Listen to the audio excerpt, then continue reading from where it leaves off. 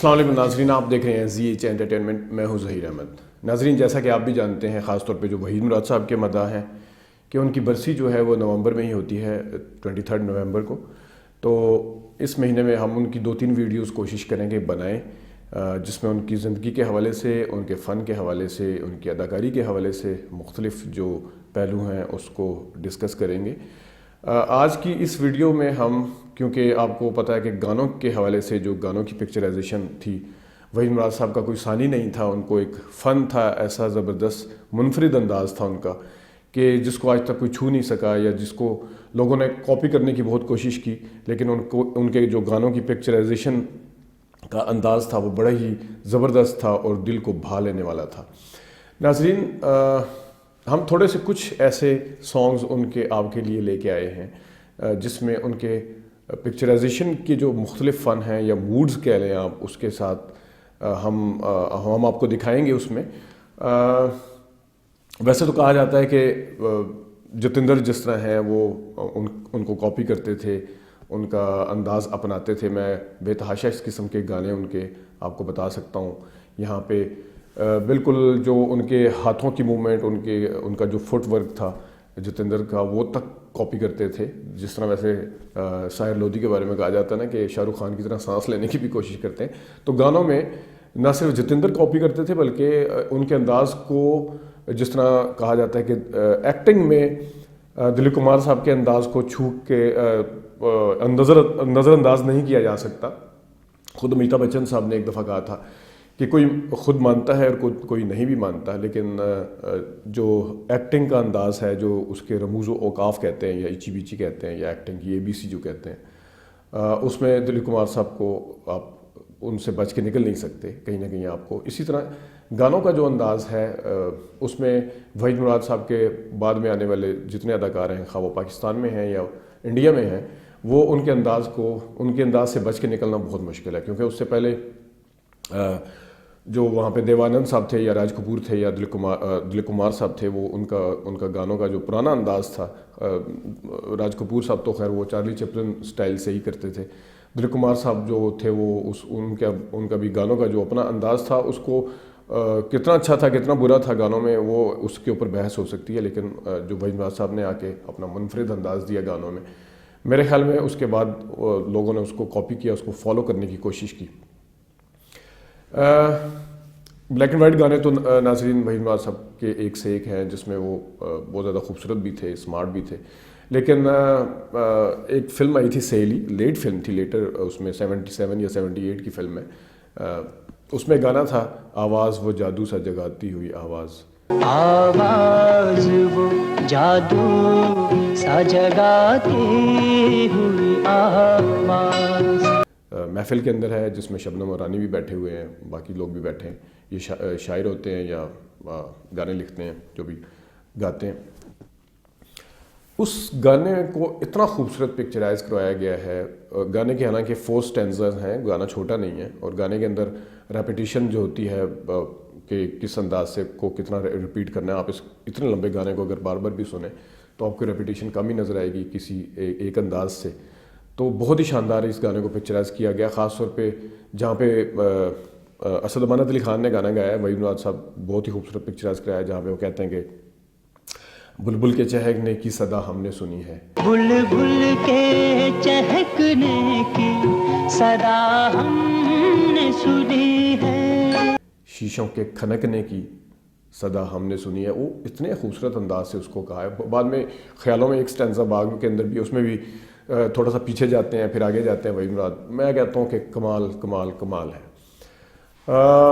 اس کے بعد ایک فلم آئی تھی ناظرین محمد علی صاحب کے ساتھ، زیبا بھی تھیں اس میں، جاگ اٹھا انسان، اس میں ایک گانا تھا جو مہدی حسن خان صاحب کا ہے، دنیا کسی کے پیار میں جنت سے کم نہیں۔ اس گانے کو پکچرائزیشن کے حوالے سے ڈائریکٹر جو تھا وہ کچھ اور چاہ رہا تھا، جبکہ وحید مراد صاحب نے کہا کہ اس کو میں اپنے انداز سے پکچرائز کرواؤں گا۔ ان کے درمیان میں آپس میں تھوڑی سی جھگڑا بھی ہو گیا، تھوڑا سا ناراض بھی ہو گئے تھے۔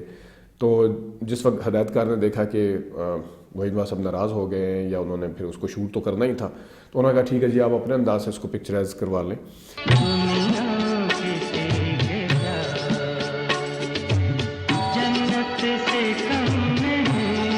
جو گانا پھر یہ دنیا کسی کے پیار میں جنت سے کم نہیں، وہ اتنے خوبصورت انداز سے ایک جو موڈ ہے وہ جو اپنے طریقے سے پکچرائز کرا رہے تھے یا نہیں بھی کروا رہے تھے، بعد میں ہدایت کار صاحب نے اس کو مانا بھی، اور جو وہ ناراضگی ہے شاید وہ بھی گانے کا ایک حصہ بنی، اور بڑے خوبصورت انداز سے اس میں اس گانے کا جو ماحول ہے، جو موڈ ہے، اس میں کمال میچ کیا ہے اس کو۔ ناظرین، ویسے تو دیور بھابھی فلم میری پسندیدہ ہے، جس میں کافی سارے گانے ہیں، یہ کاغذی پھول جیسے چہرے، یہ بھی بہت زبردست تھا گانا، اور بھی اس قسم کے بہت زیادہ اچھے گانے تھے دیور بھابھی میں جو کہ اس میں پکچرائز کیے گئے، لیکن جو اس کی کاپی بنی تھی، ایسے ملتی جلتی فلم تھی، وہ تھی انجمن۔ اس میں ایک جو گانا تھا، بھابھی میری بھابھی تم جیو ہزاروں سال، بھیا ہمارا یوں ہی تمہارا رکھے سدا خیال، ہائے ہائے بھابھی میری بھابھی تم جیو ہزاروں سال۔ میں جتندر کے ایک گانا بھی مجھے یاد نہیں آ رہا، خیر اس کو ہم ویڈیو کو وہی مراد تک رکھیں گے، ایک ہم ویڈیو اس قسم کی بنائیں گے جس میں وہی کے اسٹائل کو کس انداز سے کاپی کیا گیا وہ بھی کریں گے، لیکن اس گانے میں سوٹ بڑا پیارا پہنا ہوا ہے، اس کو خاص طور پہ جو چنچل انداز ہے اور ایڑیوں کے اوپر انہوں نے ڈانس کیا ہے جو تھوڑا سا، وہ بھابھی میری بھابھی، اور اس کے بعد یہ دوبارہ بھی آتا ہے جس وقت سیڈ اس میں ورژن میں ہے، وہ بھی بڑا کمال کیا ہے، لیکن اس گانے کا بھی کوئی جواب نہیں ہے۔ ناظرین، محفلوں میں گانے، باغ کے اندر گانے، یہ تو چلتے رہتے تھے، ایک سے ایک گانا ہے ان کا، دل کو جلانا ہم نے چھوڑ دیا، پھر وہ ریڈیو کے اندر جو درہا فلم کا گانا ہے، بھولی ہوئی ہوں داستاں اجڑا ہوا خیالوں، پھر اتنے گانے ہیں کہ ہاں اسی موڑ پر اس جگہ بیٹھ کر، لیکن ایک فلم آئی تھی ناظرین، 77 کی فلم ہے غالباً، یا تھوڑا سا ایک سال آگے پیچھے کیا جا سکتا ہے، اپنے ہوئے پر آئے، اس میں ایک نوکر کا کردار ادا کیا تھا، ہوتے تو وہ اس گھر کے مالک ہی ہیں وہی بات، لیکن پلتے وہ نوکر کے پاس ہیں، سٹوری کچھ اس قسم کی تھی، تو اس میں اپنے گھر والوں کے آگے ہی وہ ظلم ان کے اوپر کیا جاتا ہے، وہ وہاں پہ کام کرتے ہیں، شرفون کا نام ہوتا ہے،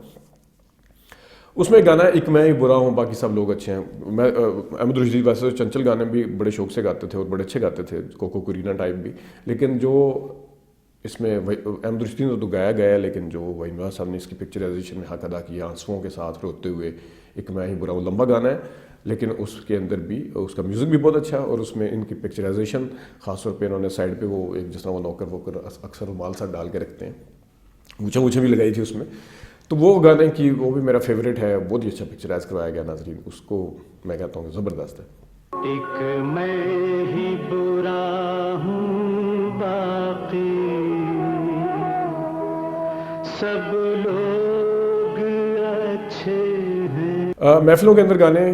شروع سے ٹرینڈ ہے، انڈیا میں بھی ہوتے ہیں، پاکستان میں بھی ہوتے ہیں، اس پہ بھی ایک الگ سی ویڈیو بنائیں گے کہ اس کو کون سی انڈسٹری زیادہ اچھی طریقے سے پکچرائز کرواتی ہے، لیکن اس میں ایک دل نے پھر یاد کیا، وہ لیٹر ٹائم کی فلم ہے، بعد کی فلم ہے، میرے خیال میں ان کے وفات یا انتقال سے 3 یا 4 سال یا 2 سال پہلے کی فلم ہے، یا 1 سال پہلے کی فلم ہے، دل نے پھر یاد کیا، اس میں اے میرے حسین دوست، اے میرے دوست حسین رات مبارک ہو تجھے، اے میرے دوست حسین رات مبارک ہو تجھے، بالکل اینڈ پہ جا کے جس وقت گانا ختم ہو رہا ہوتا ہے،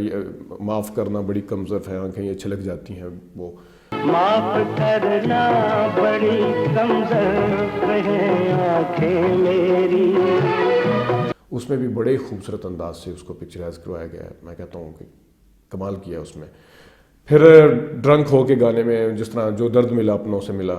غیروں سے شکایت کون کرے، شبانہ فلم کا گانا تھا، لیکن اس انجمن فلم کا ایک گانا ہے وہ بھی میرا فیوریٹ ہے، لگ رہی ہے آج مجھے آج ساری فضا اجنبی اجنبی اجنبی، لگ رہی ہے مجھے آج ساری فضا اجنبی۔ اس کے اندر بھی لڑکھڑاتے قدموں کے ساتھ ان کی جو نشیلی آنکھیں تھیں اس کو جتنے اچھے طریقے سے یوٹیلائز کیا ہے، اور اجنبی اجنبی پہ آ کے وہ بالکل ایسے طریقے سے جو آنکھوں کی ان کی موومنٹ ہے وہ اتنی خوبصورت ہے کہ میں کہتا ہوں کمال کمال کمال ہے۔ اور درہا فلم پرویز ملک صاحب کی، وہ بھی بعد میں خیر جھگڑا ہو گیا تھا جو بھی ہوا تھا، لیکن یہ گانا جو ہے یہ وحید مراد صاحب کی زندگی کے حوالے سے بھی دیکھا جائے تو بڑا کمال کا ہے کہ جن کے زوال کی جو داستان ہے وہ بھی بڑی تکلیف دہ ہے، اس کو اگر ہم ڈسکس کرنے کے لیے بیٹھیں تو میرے خیال میں کافی سنجیدہ قسم کی اور تکلیف دہ قسم کے واقعات ان کی زندگی کے ہیں. جس طریقے سے ان کے دوستوں نے، ان کے جو قریبی دوست تھے، جو فلم انڈسٹری میں جس طرح منہ موڑا تھا، اس طریقے سے میں کہتا ہوں کہ یہ فلم کا جو گانا تھا دوراہا کا، مجھے تم نظر سے گرا تو رہے، اس کو انڈیا نے بائی دا وے کاپی بھی کیا تھا، میں نے اپنی ایک ویڈیو میں بتایا بھی تھا. لیکن مجھے تم نظر سے گرا تو رہے ہو، مجھے تم کبھی بھی بھلا نہ سکو گے. واقعی یہ صحیح کہا تھا کہ مجھے تم کبھی بھی بھلا نہ سکو گے. وہ آج بھی لوگ ان کو یاد رکھتے ہیں. آج تک میرے خیال میں کسی اداکار کے وفات پانے کے بعد سے جتنی فین فالوئنگ ان کی بڑی ہی ہے، کم کبھی بھی نہیں ہوئی. ان کو یاد رکھا جاتا ہے. اور وہ لوگ بھی جو فین تھے جنہوں نے شاید منہ موڑا تھا، ان کی فلمیں آخر پہ نہیں چلتی تھیں، اور وہ لوگ بھی جو ان کے دوست تھے، ان کے لیے بھی یہ گانا، اور خاص طور پہ جو چھوڑ کے ان کو چلے گئے تھے ان کے لیے بھی میرے خیال میں یہ بڑا ہی زبردست گانا ہے کہ وہ واقعی نظر سے گرانے کی کوشش کی تھی، لیکن بھلا ان کو کوئی بھی نہیں سکا. میرے پیار کو تم مٹا نہ سکو گے، مجھے تم نظر سے. ناظرین، انہی ایکٹنگ کے اوپر، ان کی زندگی کے اوپر مزید ویڈیوز بھی دیں گے اسی نومبر میں انشاءاللہ. آج کے لیے اتنا ہی، اجازت دیجیے. اللہ حافظ.